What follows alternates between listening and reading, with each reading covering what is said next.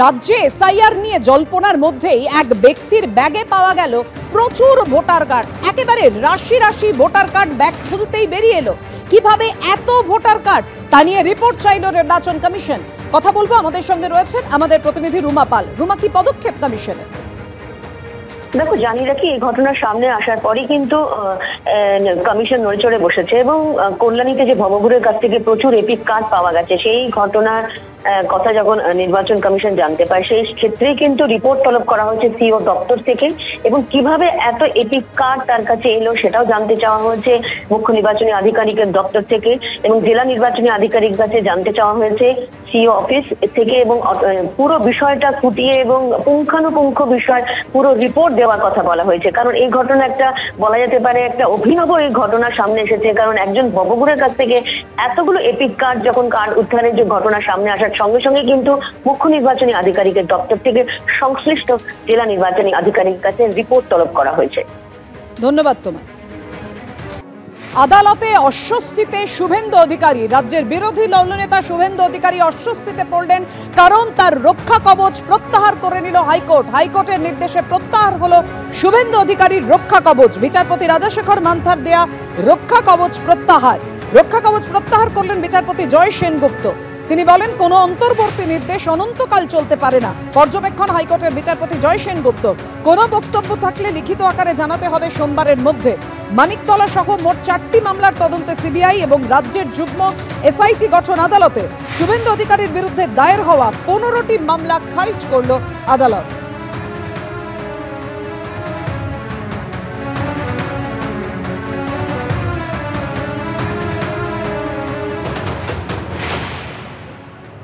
রাজ্য বেশ কয়েকটি এফআইআর নিয়ে আর্গুও করেনি। এবার যেটি হয়েছে যে বাকি এফআইআর গুলি আছে তাতে রাজ্য সরকারের হার হয়েছে। মাননীয় বিরোধী দলনেতার যে বক্তব্য যে ওনার বিরুদ্ধে পুলিশ প্রসিকিউশন হচ্ছিল, ওনার বিরুদ্ধে ভুয়ো এফআইআর রাজ্য সরকার ফাইল রেজিস্টার করছিল, সেটি আজকে প্রতিস্থাপিত হয়েছে। এফআইআর গুলো বেশিরভাগই কোয়াশ হয়ে গেছে। 4টে না 5টা এফআইআর যেগুলোকে কোয়াশ করা হচ্ছে না, সেগুলোর জন্য একটি স্পেশাল ইনভেস্টিগেশন টিম ফর্ম করে দেওয়া হয়েছে, যেটা সিবিআই এবং রাজ্য পুলিশ দুজনের সিনিয়র অফিসার দুজন থাকবে, এবং তারা 5জন করে আরো অফিসার নিতে পারবে। নিয়ে তারা ওই 4টে না 5টা কেস ইনভেস্টিগেট করবে। অন্তর্বর্তী আদেশ ছিল হচ্ছে মামলা যতক্ষণ শুনানি হচ্ছে ততক্ষণ কোনো ফ্রেশ এফআইআর রেজিস্টার করতে গেলে আদালতের অনুমতি নিয়ে করতে হবে। তো মামলাটি যেহেতু দুটি মামলাই আজকে ফাইনাল হিয়ারিং হয়ে আজকে জাজমেন্ট দিয়েছে, তাই জন্য ন্যাচারালি ওই রক্ষা কবচের জায়গাটা আর নেই, কারণ মামলাটি ফাইনালি আজকে নিষ্পত্তি হয়ে গেছে। শুভেন্দু অধিকারীর রক্ষা কবচ প্রত্যাহার করে নিল হাইকোর্ট। মাননীয় বিচারপতি জয় সেনগুপ্তর নির্দেশে প্রত্যাহার হলো সেই রক্ষা কবচ। 2022 সালের 8ই ডিসেম্বর শুভেন্দু অধিকারীর বিরুদ্ধে দায়ের হওয়া সব এফআইআরে অন্তর্বর্তী স্থগিতাদেশ দেন মাননীয় বিচারপতি রাজাশেখর মান্থা।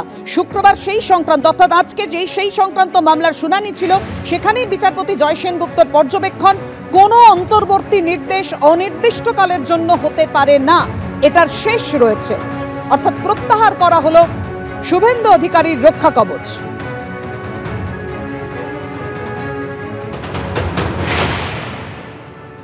শুভেন্দু অধিকারীর মামলায় অনেকগুলো এফআইআর চ্যালেঞ্জ হয়েছিল, প্রায় 18-20টা মামলা চ্যালেঞ্জ হয়েছিল। তার মধ্যে ওই 12-13টা মামলা ওর কোয়াশ করেছে, বাকি কটা মামলাতে স্টেটকে প্রসিড করতে বলেছে। Investigation will continue, investigation will proceed in accordance with law. এবং এখানে সিটের সিট করেছে। ওয়েস্ট বেঙ্গল পুলিশের একজন এসপি থাকবে র্যাঙ্কে, আর সিবিআই এর একজন থাকবে। তারা দুজনেই ইকুয়াল সংখ্যা নিয়ে তার ইনভেস্টিগেশন হবে। এখন আগেকার প্রোটেকশন অনুযায়ী তো সব কোনো ম্যাটারে এফআইআর করা যাচ্ছিল না, বা বীরবাহ হাসদা ম্যাটারেও এফআইআর করা যাচ্ছিল না, সেগুলো এখন রাস্তা খুলে গেল, সেই রাস্তা অনুযায়ী চলবে। অর্জুন সিং যে পিটিশন ফাইল করেছিল সেই পিটিশনও ডিসমিস করে দিয়েছে, এবং অর্জুন সিং এর ক্ষেত্রেও সেম অর্ডার হয়েছে। অতএব law will take its own course, law will proceed with the investigation. 26-এর বিধানসভা নির্বাচনের আগে আদালতে বড়সড় ধাক্কা খেলেন, অস্বস্তি বাড়ল রাজ্যের বিরোধী দলনেতা শুভেন্দু অধিকারী। কি বলেছেন শ্রমিক ভট্টাচার্য, কি বলেছেন কুণাল ঘোষ, পরপর। একই সঙ্গে বিচারপতি 15টি মামলা খারিজ করে দিলেন এবং অন্য ক্ষেত্রে তার রক্ষা কবচ প্রত্যাহার করলেন। তাহলে এই যে 15টি মামলা খারিজ হয়ে গেল, এটিতে স্পষ্টত বোঝা যাচ্ছে যে এই সমস্ত মামলাগুলো ছিল রাজনৈতিক প্রতিহিংসা চরিতার্থ করবার জন্য, শুভেন্দু অধিকারীকে বিপাকে ফেলার জন্য। বিরোধী দলনেতা পশ্চিমবঙ্গের মানুষের কথা, তার ব্যথা এবং পশ্চিমবঙ্গের মানুষের যে যন্ত্রণা, সেটার জন্য তিনি লড়াই করে চলেছেন। তিনি গোটা পশ্চিমবঙ্গ ব্যাপী তিনি ঘুরছেন, প্রতিবাদ করছেন। তার এই প্রতিবাদ প্রতিরোধকে রাজনৈতিকভাবে মোকাবেলা না করতে পেরে তৃণমূল কংগ্রেস আজকে মিথ্যা মামলার আশ্রয় নিয়েছে।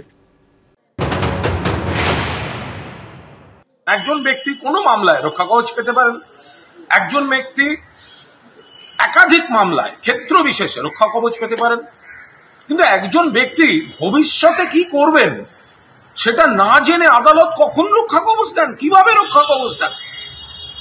জাস্টিস জয় সেনগুপ্ত মাননীয় বিচারপতি তিনি বলেছেন এটা চলতে পারে না অনির্দিষ্টকালীন, ফলে তিনি সরিয়ে দিয়েছেন। তিনি আরো কয়েকটি মামলা খারিজ করে দিয়েছেন, আর 5টি মামলা যাতে শুভেন্দু অধিকারী কোয়াশিং এর দাবি করেছিলেন তাতে এসআইটি গঠন করতে বলেছেন, এসআইটি তদন্ত করবে ওই কেসগুলো। অর্থাৎ শুভেন্দুবাবু এই জাস্টিস মান্থার এই রক্ষা কবচ তার উপর ভর করে যে আপত্তিকর কথা, অশালীন কথা, প্ররোচনামূলক আচরণ একের পর এক করে এসছেন এবং আইনকে তোয়াক্কা করেননি। আজ এই রায়ের পর তাকে গোটা বিষয়টা দেখতে হবে। অর্থাৎ রাজ্য বিজেপি পুরো বিষয়টাকে রাজনৈতিক প্রতিহিংসা হিসেবে ব্যাখ্যা করছেন, আর সেখানে তৃণমূল বলছে রাজ্য এবং তৃণমূলের এই যে আবেদন তাতে মান্যতা দিল আদালত। আপনাদের জানিয়ে রাখি, শুভেন্দু অধিকারী বিধানসভা নির্বাচনের আগে বড়সড় অস্বস্তিতে পড়লেন। তার রক্ষা কবচ প্রত্যাহার হলো। বিচারপতি রাজশেখর মান্তার দেওয়া রক্ষা কবচ প্রত্যাহার করলেন বিচারপতি জয় সেনগুপ্ত। কোনো অন্তর্বর্তী নির্দেশ অনন্তকাল চলতে পারে না, পর্যবেক্ষণ হাইকোর্টের বিচারপতি জয় সেনগুপ্তের। কোনো বক্তব্য থাকলে লিখিত আকারে তা জানাতে হবে সোমবারের মধ্যে। এর মধ্যে আপনাদের জানিয়ে রাখি, মানিকতলা সহ মোট 4টি মামলার তদন্তে সিবিআই এবং রাজ্যের যুগ্ম এসআইটি গঠন আদালতে।